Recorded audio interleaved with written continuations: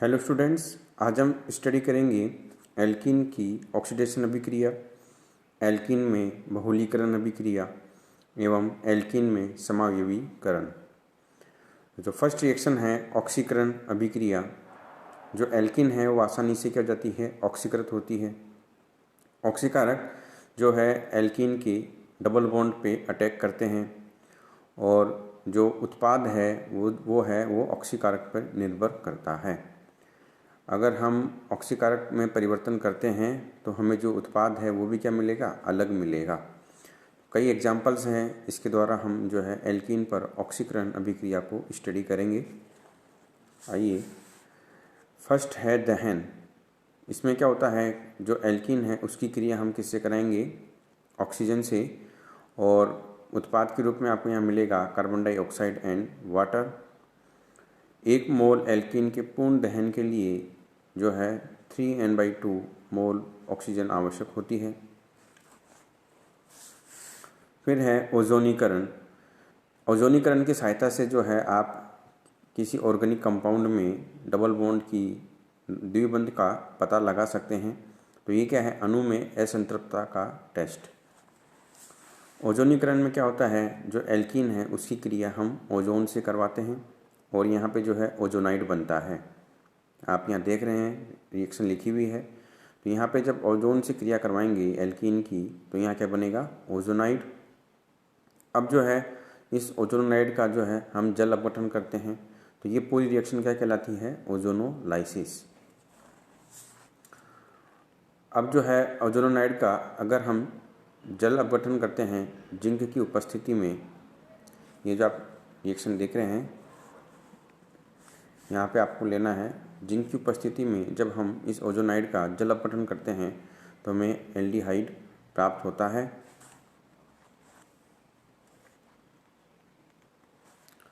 और यदि हम यहाँ पर जिंक नहीं लेंगे, इस रिएक्शन में अगर जिंक नहीं लेते हैं तो H2O2 बनता है और ये H2O2 क्या करेगा, इस एल्डिहाइड को एसिड में परिवर्तित कर देता है। तो अगर आप जिंक लेते हैं तो जो रिएक्शन है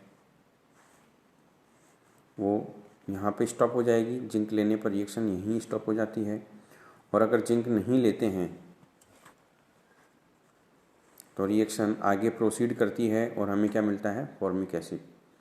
ऐसे अगर हम यूज करते हैं हाइड्रोजन और प्लेटिनम उत्प्रेरक तो इस ओजोनाइड से हमें जो है निम्न उत्पाद प्राप्त होते हैं। इसी प्रकार अगर आप ओजोनाइड की क्रिया LiLH4 और सोडियम बोरोहाइड्राइड NaBH4 से करवाएंगे तो हमें जो उत्पाद है वो क्या मिलेगा, अल्कोहल। तो इस प्रकार हम देखते हैं कि एल्कीन के ओजोनीकरण की क्रिया। अब हम देखते हैं कि जो उत्पाद है उसके द्वारा ओजोनीकरण से जो हमें उत्पाद प्राप्त हो रहे हैं उसकी सहायता से जो है हम क्रियाकारक का पता लगा सकते हैं। उसमें क्या करना है, ये आप देख रहे हैं कि हमें ओजोनीकरण से ये 2 उत्पाद प्राप्त हुए हैं। तो आपको ये जो ऑक्सीजन है इसको हटा के यहाँ क्या लगाना है, डबल बॉन्ड। तो इन दोनों उत्पाद के लिए जो क्रियाकारक है वो क्या था, ये वाला। तो इस प्रकार जो है आप पता लगा सकते हैं। जैसे सेकंड है, अगर हमें उत्पाद के रूप में ओजोनीकरण के उत्पाद के रूप में मेथेनॉल एंड प्रोपेनॉल प्राप्त हो रहा है तो आप देखेंगे कि कौन सी एल्कीन से हमें जो है ये उत्पाद प्राप्त होता है। तो आप यहाँ क्या करेंगे, इस ऑक्सीजन को हटा के, ये 2 ऑक्सीजन दिख रही हैं, इनको हटा के आप क्या लगाएंगे, डबल बॉन्ड। तो क्रियाकारक क्या था, ब्यूट1ईन। ऐसे ही ये जो निम्न उत्पाद हैं उनसे आप क्या कर सकते हैं, क्रियाकारक का पता लगा सकते हैं। उसके बाद में नेक्स्ट है हाइड्रो ऑक्सीलीकरण। इसमें क्या है, जो कार्बन कार्बन डबल बॉन्ड है उसके ऑक्सीकरण से जो है डाईओल का बनना क्या कहलाता है, हाइड्रो ऑक्सीलीकरण कहलाता है। इसमें हम यूज करते हैं एक तो बेयर अभिकर्मक, सेकंड हम यूज करेंगे ऑस्मियम टेट्राऑक्साइड, थर्ड हम यूज करेंगे पर एसिड, और एक स्पेशल रिएक्शन भी है इसमें। तो बेयर अभिकर्मक में क्या करेंगे कि हम जो है 1% ठंडा क्षारीय KMnO4 लेते हैं, जिसे हम बेयर अभिकर्मक कहते हैं। तो जब आप इसको एल्कीन में मिलाते हैं तो KMnO4 का जो गुलाबी रंग है वो क्या हो जाता है, उड़ जाता है, और KMnO4 कैसा हो जाता है, कलरलेस, और जो हमें MnO2 का पूरा अवक्षेप प्राप्त होता है। ये देखिए यहाँ पे जो एल्कीन पर KMnO4 की प्रेजेंस में जो OH का एडिशन है वो कैसा है, सिस एडिशन है, और हमें क्या मिल रहा है, अगर एथीन है तो हमें क्या मिलेगा, ग्लाइकोल उत्पाद के रूप में मिलता है।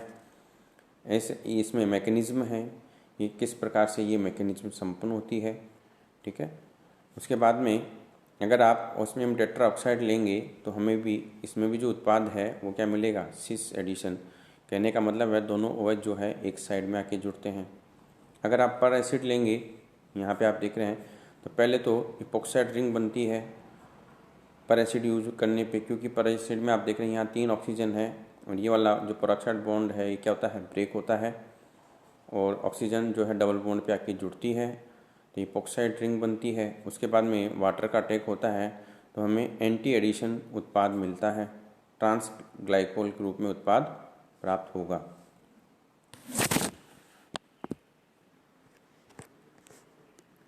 अब जो है नेक्स्ट रिएक्शन है इपॉक्सीडेशन। इसमें क्या करना है, आपको एल्कीन की क्रिया करवानी है ऑक्सीजन और सिल्वर उत्प्रेरक की उपस्थिति में। टेम्परेचर है 200 से 400 डिग्री सेंटीग्रेड। तो यहाँ पे क्या होगा, ऑक्सीजन जो है डबल बॉन्ड पे आके जुड़ती है, और हमें जो है इपॉक्साइड जो है एथिलीन ऑक्साइड जो है हमें प्राप्त होता है। ऐसे ही ये सेकेंड रिएक्शंस है। उसके बाद में आप देखेंगे प्रिस्लेव अभिक्रिया। इसमें क्या है, जब एल्कीन की क्रिया हम पर बेंजोइक एसिड से कराते हैं तो यहाँ भी क्या मिलेगा आपको, इपॉक्साइड ये का निर्माण हो रहा है, क्योंकि यहाँ एल्कीन में क्या है, पाई बॉन्ड, और ये ऑक्सीकारक है। यहाँ पे पाई बॉन्ड के टूटने से हमें क्या मिलेगा, एपॉक्साइड, और इस एपॉक्साइड का जब हम जलावतरण कराएंगे तो आपको क्या मिलेगा, ट्रांस डाइओल उत्पाद के रूप में प्राप्त होगा, ठीक है।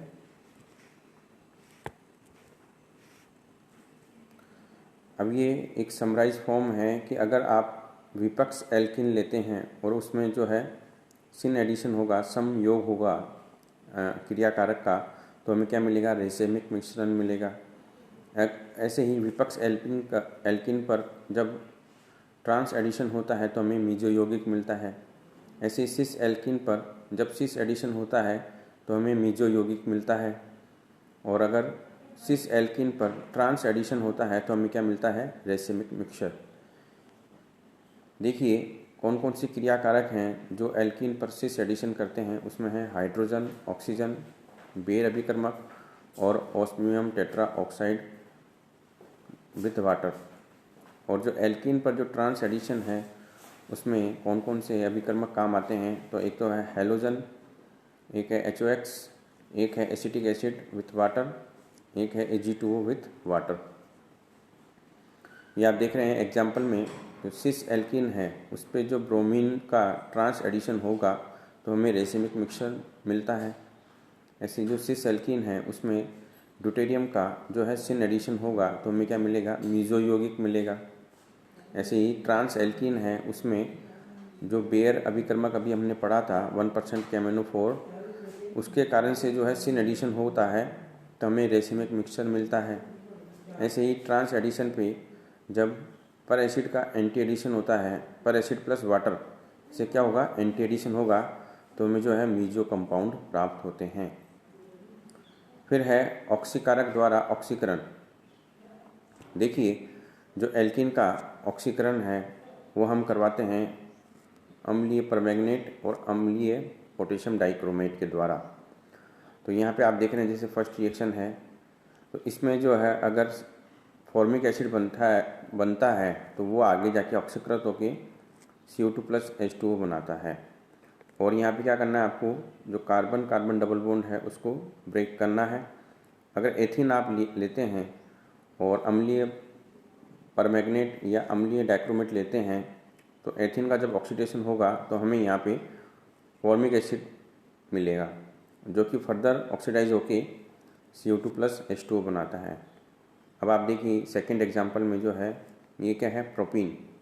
तो प्रोपीन में अब आपको यहाँ 2 मिलेंगे ऑक्सीडेशन करने पे उत्पाद। एक तो मिलेगा फॉर्मिक एसिड, एक मिलेगा एसिटिक एसिड। तो एसिटिक एसिड तो ऐसे कैसे है, और जो फॉर्मिक एसिड बना है उससे हमें क्या मिल गया, CO2 प्लस H2O। ये देखिए नेक्स्ट एग्जांपल जो है 2-ब्यूटीन। इसमें जो है अब आपको फॉर्मिक एसिड नहीं मिलेगा, यहाँ उत्पाद के रूप में क्या मिल रहा है, एसिटिक एसिड। फिर है एथीन से एसिटाल्डिहाइड का निर्माण। ये प्रक्रम क्या कहलाता है, वाकर प्रक्रम कहलाता है। इसके अंदर हम क्या यूज लेंगे, peroxide plus PdCl2 and CuCl2। उसके बाद में है एलिलिक प्रतिस्थापन अभिक्रियाएं।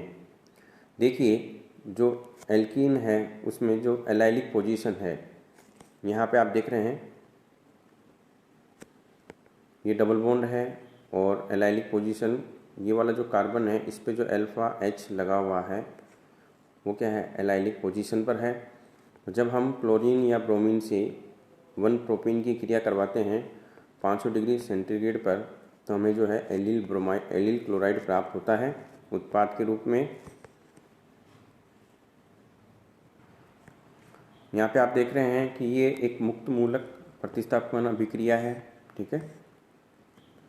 और एलाइलिक पोजीशन पर प्रतिस्थापन के लिए हम यूज कर सकते हैं एन ब्रोमोसक्सिनिमाइड या NBS। तो आप यहाँ देख रहे हैं कि जो है एलाइलिक पोजीशन पे क्या आ गया, ब्रोमीन आके जुड़ जाता है और हमें क्या मिलता है, एलिल ब्रोमाइड। एन ब्रोमोसक्सिनिमाइड के द्वारा जो प्रतिस्थापन है वो एथीन द्वारा प्रदर्शित नहीं होता।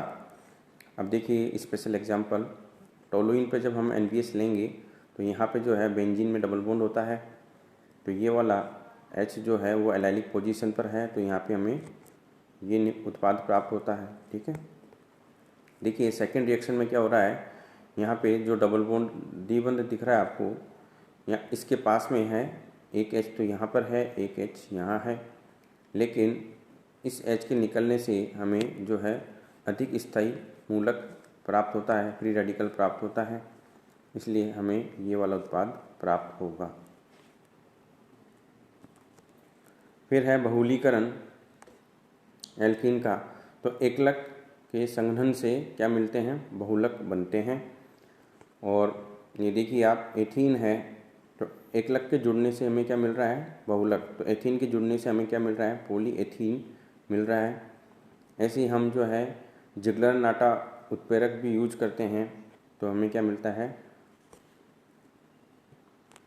ये आप देख रहे हैं प्रोपीन के केस में अगर हम जिगलर नाटा यूज करते हैं तो हमें क्या मिलता है, पॉलीप्रोपीन मिलता है। और जिगलर नाटा का फॉर्मूला है ट्राई एल्किल एल्यूमिनियम और TiCl4।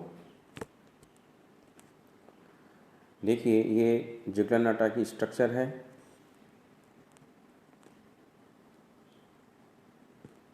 और जो जिगलर नाटा बहुलीकरण में जो एल्कीन का बहुलीकरण होता है वह एक आयनिक मैकेनिज्म होती है।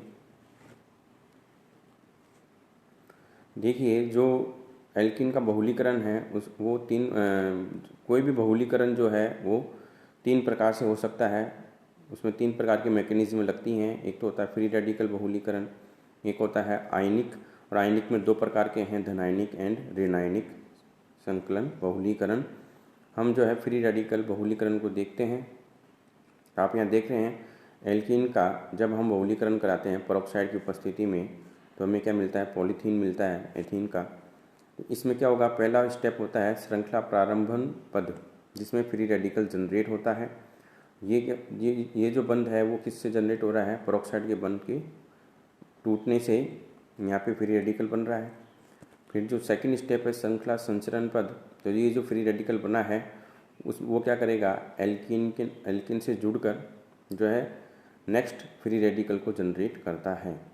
और श्रृंखला समापन में क्या होता है, ये जितने भी फ्री रेडिकल जनरेट हुए हैं ये सब क्या हो जाते हैं, एक दूसरे से जुड़कर, और जो है फ्री रेडिकल का बनना क्या हो जाता है, समाप्त हो जाता है। फिर है समावेवीकरण। तो इसमें क्या करते हैं, जब हम एल्यूमिनियम क्लोराइड या एल्यूमिनियम सल्फेट लेंगे तो जो एल्कीन में जो डबल बॉन्ड है उसकी क्या हो जाती है, शिफ्टिंग हो जाती है। और ये लास्ट में जो है एथीन के क्या क्या उपयोग हैं, तो हम देखते हैं एथीन से हम मस्टर्ड गैस भी बना सकते हैं और जो है इसका यूज हम जो है निश्चेतक के रूप में भी लेते हैं। ऐसे ही ऑक्सी एसिटिलीन जो है वेल्डिंग में काम आती है। खाद्य प्रिजर्वेशन में भी हम इसका उपयोग करते हैं। Thank you.